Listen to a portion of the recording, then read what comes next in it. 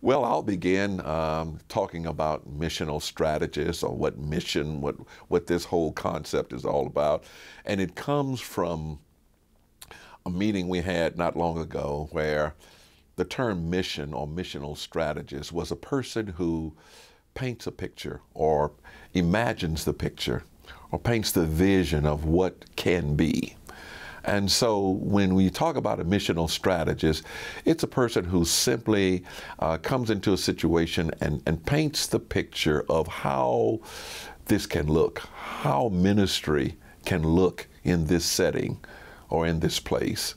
You know, a vision, give you some insight as to what this vision ought to be. What can I do to enhance the vision of what ministry ought to be and how it should look, you know. We have done a lot of homework, should I say, in terms of trying to define even more so what a missional strategist is. If you go back just a couple of years, this term was not even in our, you know, vernacular. It has come about in the last few years, and we have really sought better definitions of what it does for the conference. What can it be? Greg, who is one of the great chief architects of this whole realignment plan, as superintendents, they have been coming into the knowledge of what missional strategists ought to be. When I was a district superintendent, there was no such term, you know. And so now that the church is where it is, and we need to paint this picture of a different kind of church, a different kind of future. We need people who will be able to provide the paint and the brush and the canvas on which to do that. So, for instance, at our upcoming summer gathering of the jurisdictional bishops and district superintendents that's going to be held in Highland Park United Methodist Church in June of this year, the whole emphasis will be on defining what a mission strategist is, does, you know, success in it. So you never get enough of really knowing what a mission strategist is, but we're building this bridge as we cross it.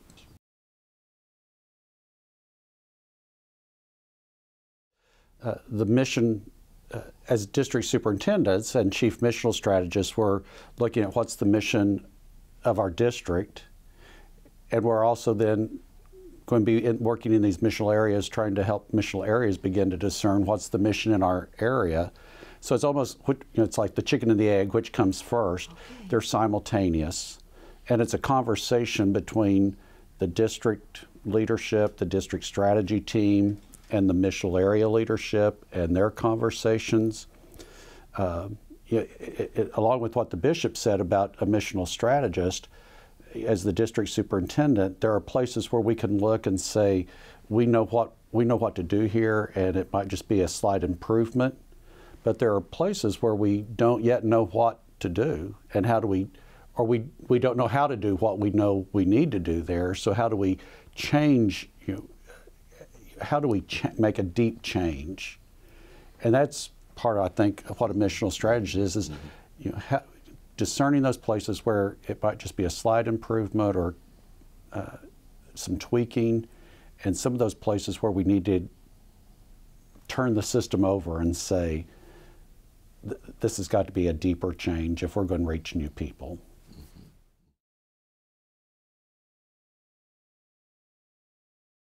In a lot of places in Oklahoma, churches, congregations, pastors, laity get it. They know how to do ministry. They do it very well. And you don't want to go into those places saying, we're going to just do a deep, we're going to find out, what are you doing that makes this so successful, so we can duplicate that, or we can take it somewhere else if it will work. At Bethany United Methodist Church in Enid, Oklahoma, they do food pantry and those kind of things better than anybody else that I know. They have hundreds of people come every Wednesday for the food pantry. It's big and it's successful. So for me to go to Bethany United Methodist Church and say, you're doing this all wrong, I would be wrong in doing that. I would want to find out what's happening. Now, there are some bright spots in Oklahoma where church work with laity and pastors are involved. When pastors and laity work together, it's usually successful. But then there are some places, and all too many, where people are fearful about their future. They have built this moat mentality where they've pulled the bridge up, and nothing goes out, nothing comes in, and they're dying to find it. So we've got to do deep cleaning in those places. We've got to bring those places back to life, and find out what really works. My sermon for the laity in February is "The Church Has Left the Building." That's the title of it.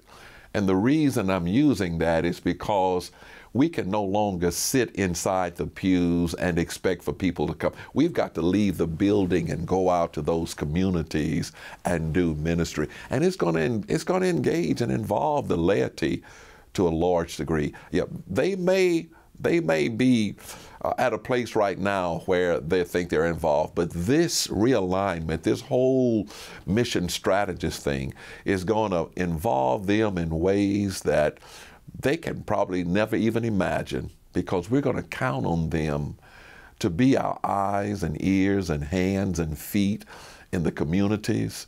Because what flies in far southwest Oklahoma is not going to work in far northeast Oklahoma. So we've got to be tuned in to what works. What is the best thing that we can do to enhance ministry in different locations? And all 8 of these new districts will have their own uniqueness about them. So there won't be any cookie cutter responses to doing mission and ministry. We're going to have to be strategic, creative, inventive, and faithful and obedient to what we have been called to do, to make disciples of Jesus Christ. And for me, that's key when we talk about the mission within the missional area or within the district. We're not expecting the conference staff to say this is a program that's going to fit every church, and every church needs to do this. The hope that's born out of these missional areas is that they discern and are led by God's Spirit. What is it that we can do together for the good of God's kingdom and the Methodist Church, but more importantly for the good of God's kingdom together, that we couldn't do on our own? And so our hope and our prayer is it's grassroots, again, in a conversation with district key missional strategists and district mission strategy teams, the conference office, in an effort of a cooperation and collegiality.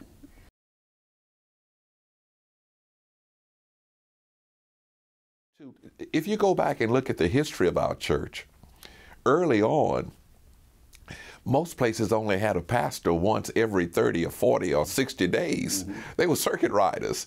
They came and they were gone. And so the work of the church had to go on in spite of the pastor.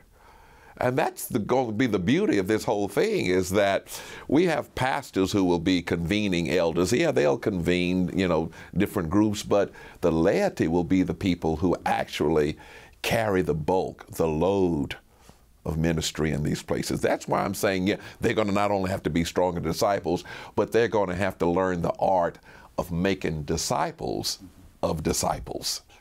You see, so that's why we're talking about this whole thing of men. We're going to all be, you go to churches sometimes and you see on the program, senior pastor, they'll have the name, and then they'll have ministers, everybody. That's going to be the kind of attitude where everybody becomes something of a minister, something of a person who is reaching out to the community and all of that. We've got to get into the communities. We've got to get into those places where we're not present. We've got to leave the building. We've got to leave the building to go out and find these people and find these places.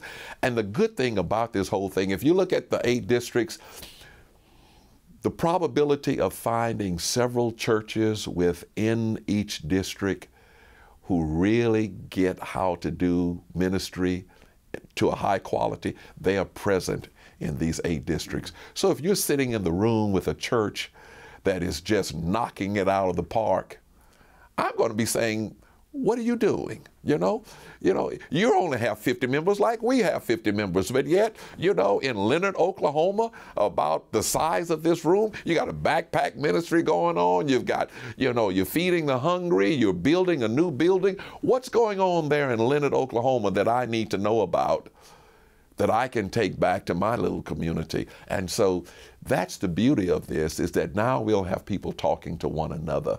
We'll have ideas floating around where people can kind of grasp them. All of them won't be, for me but there will be something out there where we will be getting people to dream, to vision, to think about what this picture ought to look like for my little church or for the church that I serve.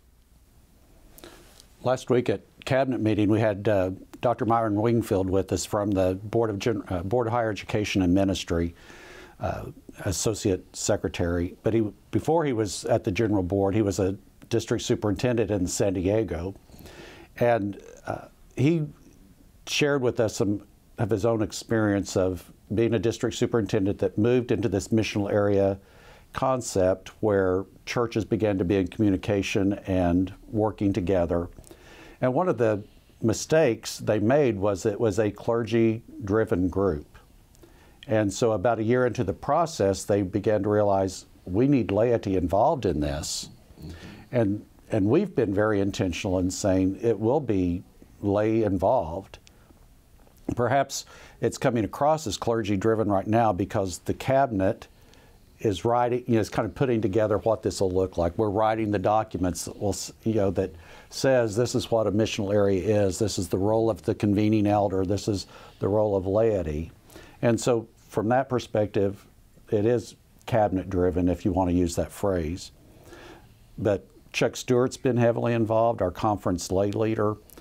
Chris Tiger and I will be leading a class about missional areas next Saturday at the February 7th I Am Laity Day, because we know laity are very excited about this possibility and the plan, the possibility of being involved in missional work.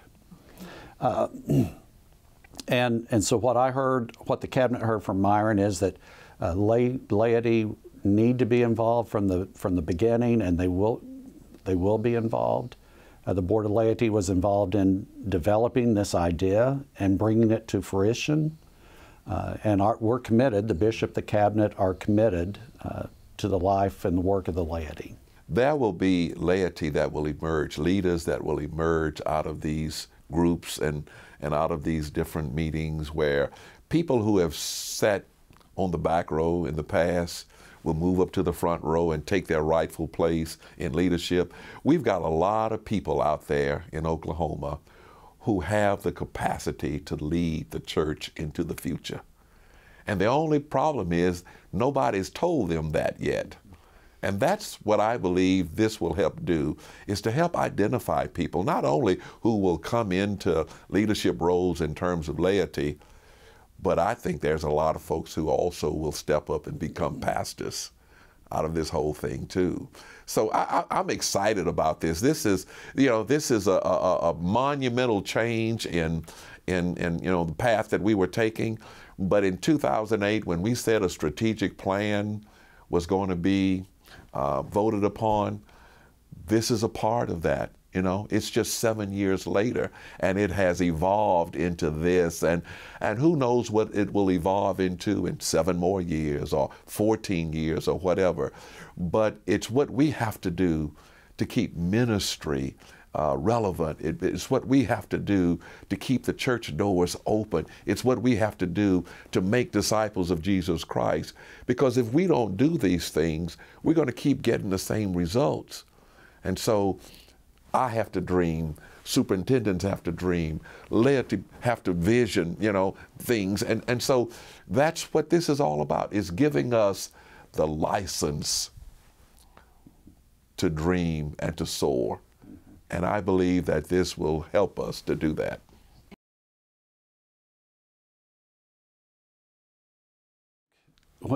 In hearing that question, the image that comes to my mind is the large Christian Life Center at St. Luke's, full last year at annual conference. A lot of difficult questions, and yet there was an excitement, or a sense of excitement, a sense of something was stirring. And perhaps, it's, as you spoke earlier, Holly, that sense from laity that we are going to be involved in this. I think from clergy, we're being freed up to imagine and to dream. Yes, there were voices that were saying, but what about my pastor being out of the office more? Or what about this? How will we suffer? And yet, even with those questions, there was an excitement that we are going to do something new, and we have an opportunity. So, for sure, I sensed the presence of God in the room that day at annual conference. And as conversations have continued, that sense of excitement that God is at work just continues. More and more people are saying to me, this is what we've been wanting to do. This is what we've been hoping for, an opportunity to be in conversation with our neighbors and begin to work with other Methodists to do something good. I think the reality in our 500-plus churches, they all have gifts. Every single congregation has a gift, a ministry, an opportunity, and yet sometimes we forget it. We get just so used to being in our own realm, we forget the gift that we have that we can give back to God's kingdom. And I'm hopeful that people are beginning to say, and will continue to say, this is how our gift can be used for God's kingdom, for the work of the church, for the good of my local congregation.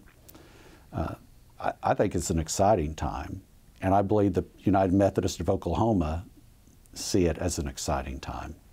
I am just ecstatic over the possibilities. I really am.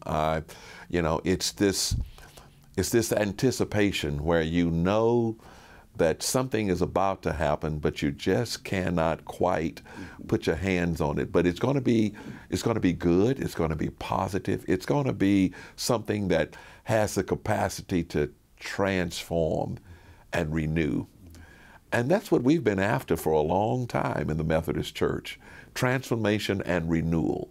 So if I know that that's what awaits us, I can't wait to get there, and I'm going to do everything I can within my power as the bishop to make sure that we get there. Yeah, there's going to be some fear. There's going to be some people who are just not ready to change. But I believe that if we stay faithful and we're obedient to this vision, that God will shower blessings upon us that we have never dreamt or imagined before. And I'm going to do my part to make that happen, because I know that my time is quickly running out here, but I'm going to finish strong. The conference is going to be stronger than when I found it. And I believe that the Oklahoma area, the entire area, is going to be a blessing to other conferences to say, we can turn this thing around. We can become a better church. We will become a better church, because they'll look at Oklahoma and say, they did it, and they did it right.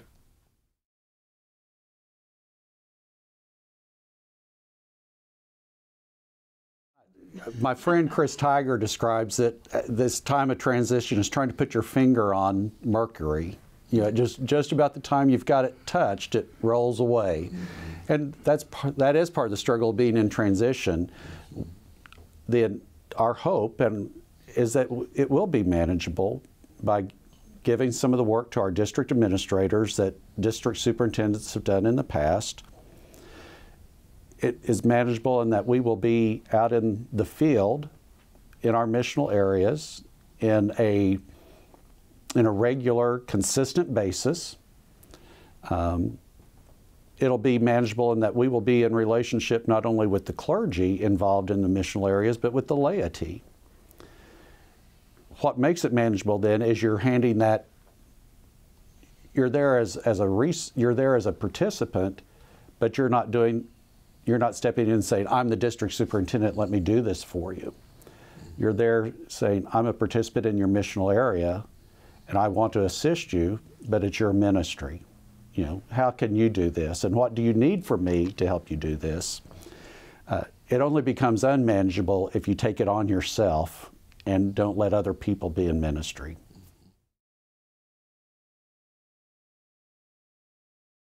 And I think our district administrators are going to be more involved with things that our district trustees do. As I've got a church that closed, and I'm letting my district administrator do a lot of the legwork for the legal work, the abstracts, the deeds, the financial piece that a district superintendent a few years ago would have dealt with.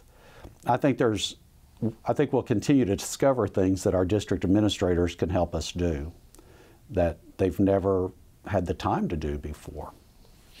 And I see my role as bishop changing too. Mm-hmm. It's because it's no longer going to be just me with a one-on-one church. It's going to be me and many together. So when I go to these different places and I'll have meetings or whatever, it's going to be me and a cluster of churches or a group of churches meeting together. Can you imagine how that then would multiply my availability, my presence in a particular area? So that's how my role is changing too. When I go to a particular area, and it's starting in March, when I go to the Panhandle, I'm going to be at 9 or 10 different locations, letting people know that, I'm a part of you out here. Even though you're out here, I'm a part of you too. And whenever I go to other places, I intend to try to maximize my presence there in groups and with different strategic teams and things of this nature, so we can talk about ministry together. So everybody's role is changing. Wow. Mine, the chief missional strategist, key missional strategist, the laity, everybody's role is changing. And it's nothing to fear, but it's everything to get excited about. And they're changing for the purpose of reaching new people with the gospel of Jesus Christ. Right. They're not just changing because we want to change things.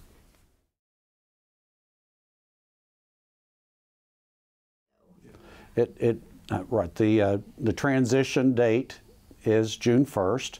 So the 12 current districts function until June 1st.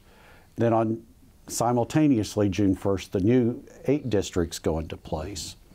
Now apportionments, 5/12 of the apportionments, district apportionments would go to the current district, and then June 1st, the 7/12 will then go to the new district.